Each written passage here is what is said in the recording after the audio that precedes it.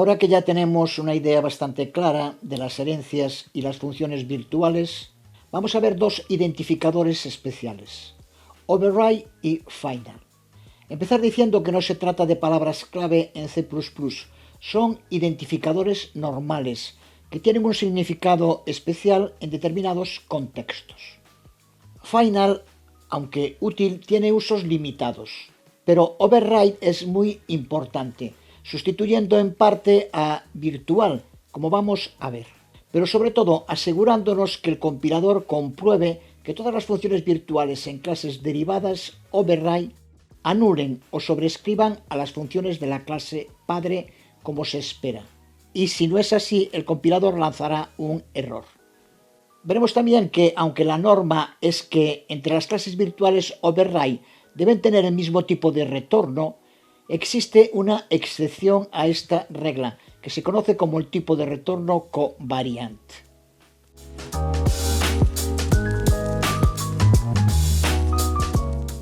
Empezamos con el especificador override. Hemos dicho que una función virtual de una clase derivada solo se considera un override si su firma y su tipo de retorno coinciden exactamente con el de la clase padre. Pero existen diferentes problemas que pueden provocar que una función que esperamos que sea override en realidad no se comporte como tal. Vamos a verlo en un primer ejemplo, en el que tenemos una clase padre y otra derivada, cada una de ellas con dos funciones declaradas como virtuales en las dos clases. Con lo que hemos visto de virtual, las dos funciones de la clase derivada deberían override, anular a las de la clase padre. Si compilamos vemos que no muestra ningún error, pero si lo ejecutamos vemos que en los dos casos se ejecutan las funciones de la clase padre, no de la clase derivada. Las funciones de la clase derivada, ninguna de las dos ha anulado a las de la clase padre y no hemos recibido ningún mensaje de error ni de advertencia. En estos dos casos detectar el porqué no es complicado, de nuevo código sencillo en un único archivo, pero la vida y la programación real suelen ser más complejas. La razón clave de estos errores inadvertidos ya la conocemos. El que marquemos una función como virtual en una clase derivada no garantiza que vaya a ser considerada como una función override, que anule a una función concreta de la clase padre. Para que sí lo sea, debe haber una coincidencia exacta en la firma y en el retorno. Y aquí no es así en ninguna de las dos funciones. En getNombre1, porque en derivada uno de los parámetros es shortInt y en el otro es int. En un lenguaje fuertemente tipado como C++, esto es suficiente para considerarlos tipos distintos y no cumplirse, por tanto, el override. En la segunda función, getNombre2, la diferencia es aún más sutil, pero también ya hemos hecho referencia a ella. La función getNombre2 en la clase derivada es declarada const y no es así en la clase padre. Y esa diferencia también es suficiente para que se considere que no hay coincidencia exacta y tampoco sea, por tanto, una función override de la función de la clase padre.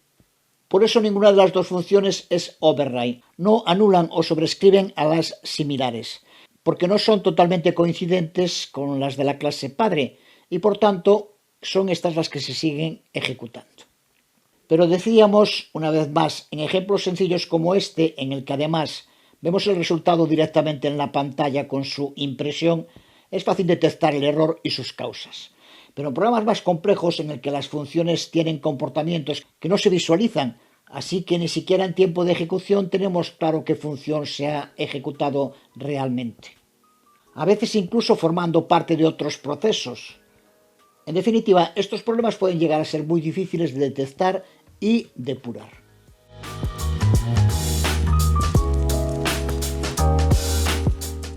Así que lo que necesitamos en una situación así es algún modo de que el compilador compruebe que las funciones de clases derivadas que queremos que sean overrides realmente anulen a alguna función de su o de sus clases padre, y si no es así, que el compilador lance un error. Pues justo para esto existe el especificador override, que nos da una solución para el problema de las funciones que están destinadas a ser override, pero que por alguna razón no lo son.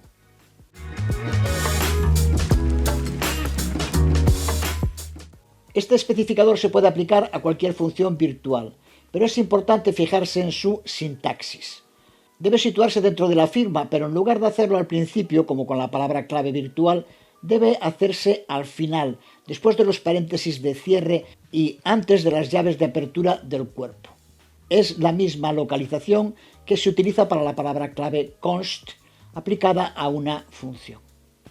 Añadiendo este especificador override, hacemos que el compilador lleve a cabo una comprobación. Repito, el compilador, por tanto ya en tiempo de compilación. Si la función realmente override o enmascara a una función de su clase padre, el compilador lo dará por correcto. Y si por la razón que sea no lo hace, lanzará un error de compilación, lo que nos facilita muchísimo detectar este tipo de errores. Lo vemos en el mismo ejemplo de antes con las dos funciones anteriores con pequeñas variaciones en los parámetros, pero ahora van a lanzar un error. Al haber añadido la palabra clave override, ahora el compilador lo comprueba. Observa que también añadimos una tercera que sí coincide exactamente con la función padre, así que el compilador comprueba que es override y no lanza error, porque sí lleva a cabo la anulación.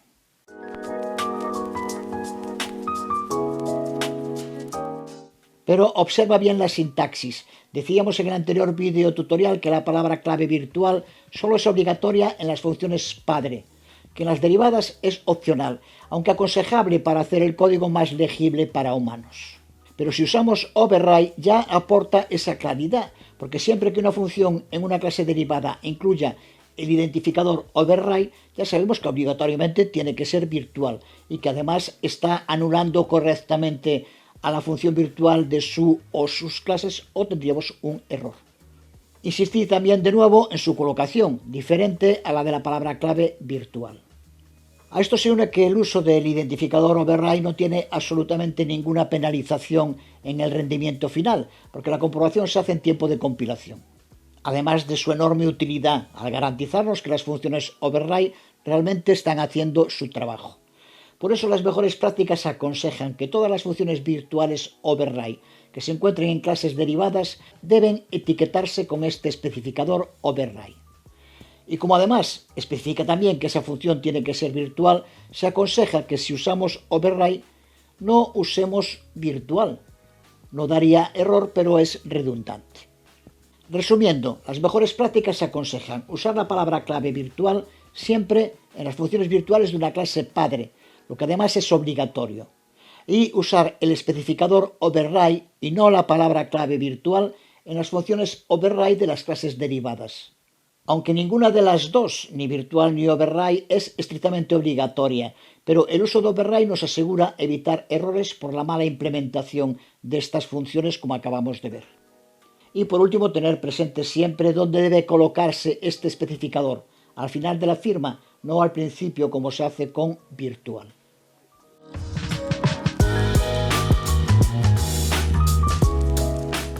El especificador final tiene usos más limitados, pero también muy importantes.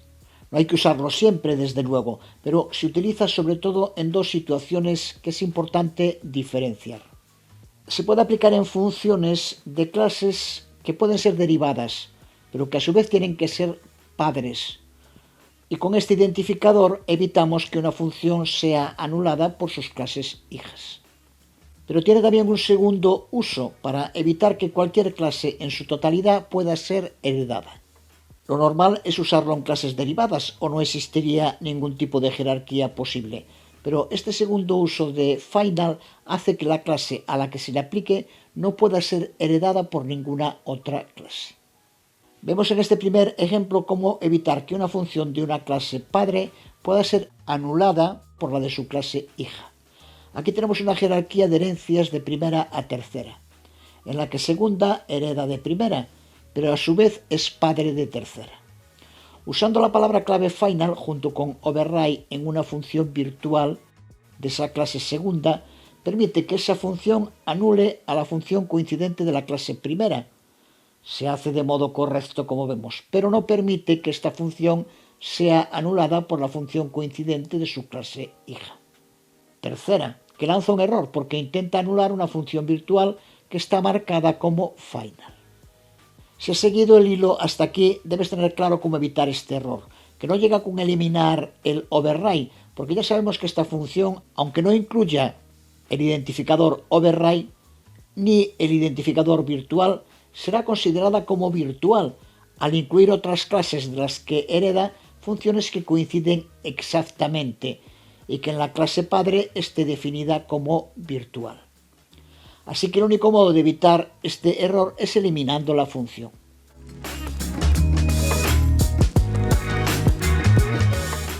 Podemos usar también final en la clase padre original, con exactamente el mismo resultado.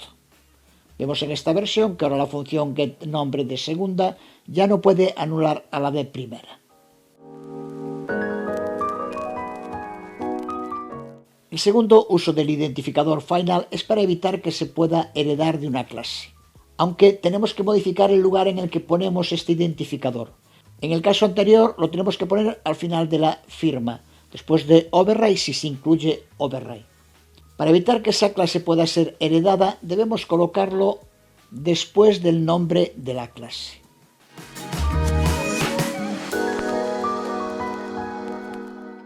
En este ejemplo, de nuevo tenemos una jerarquía de 3 clases y aplicamos a segunda el identificador final, pero justo después del nombre de la clase.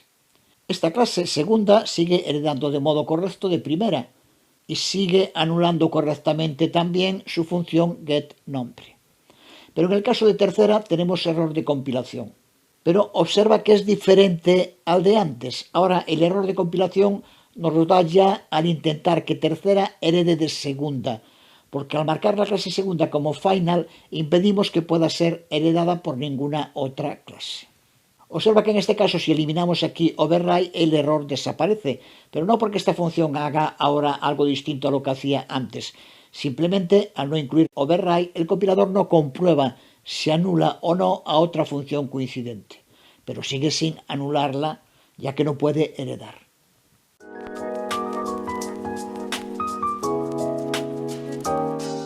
Esto nos sirve también para aclarar dos cosas. La primera es que una clase solo hereda de su clase padre, luego a través de su clase padre también puede heredar de otras. Pero ¿por qué lo hace a través de su clase padre?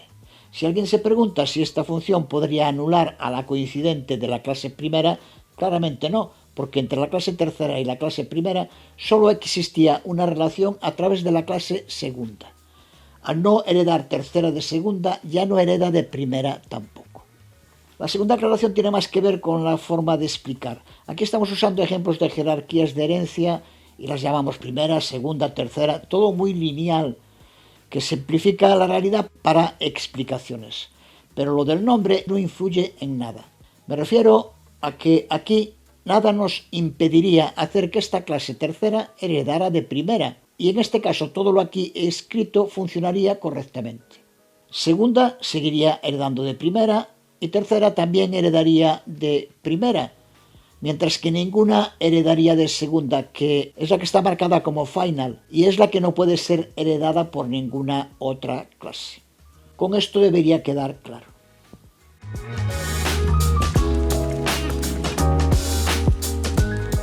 Decíamos también que existe un caso especial en el que un override de una función virtual desde una clase derivada puede tener un tipo de retorno diferente al de la clase padre y se sigue considerando como un override coincidente. Si el tipo de devolución de una función virtual es un puntero o una referencia a una clase, las funciones de anulación pueden devolver un puntero o una referencia a una clase derivada. Esto se denomina tipo de retorno covariante y su validez se debe a que, como ya sabemos, la clase derivada tiene una parte padre, así que permite dos tipos de retorno a través de punteros o referencias y que los dos sean correctos, tanto de padre como de derivada. Aquí vemos un ejemplo. La clase padre tiene una función declarada virtual de nombre getDes que devuelve un puntero de tipo padre. En la clase derivada, que hereda de padre, la función override getDes devuelve un puntero de tipo derivada. El compilador no marca error, lo que indica que es correcto, porque al usar override ya sabemos que el compilador comprobará que la anulación se lleve a cabo correctamente. Esto puede hacerse porque derivada hereda de padre y por tanto sus objetos tienen una parte padre, como ya sabemos. En main creamos un objeto derivada y un objeto de tipo puntero padre, que inicializamos con el objeto derivada. Vemos como si llamamos al objeto derivada con la sintaxis de punto, se ejecuta la versión de la función derivada. Se ha producido la anulación. Observa que donde existe el retorno diferente es en la función getDes, que también es la función virtual. Por eso, tanto aquí con el objeto derivada como aquí con el puntero padre, debemos acceder a esta función con la sintaxis de flecha. El objeto derivada para acceder al imprimir tipo del puntero derivada y el puntero padre para acceder al imprimir tipo del puntero padre. Terminar por hoy diciendo que estos tipos de devolución covariantes en C++ no pueden ser seleccionados dinámicamente. Así que siempre obtendremos el tipo que coincida con la versión real de la función que se llama. Porque observa esta versión en la que hacemos la segunda función, imprimir tipo también virtual. Con este cambio vemos que el resultado es diferente, devolviendo en los dos casos derivada. Intenta desentrañar por qué, aunque no es sencillo. Si no lo consigues, no desesperes. Empezaremos el próximo video tutorial viéndolo más en detalle. Aunque todas las razones para que esto ocurra ya las hemos visto en el curso, así que al menos inténtalo.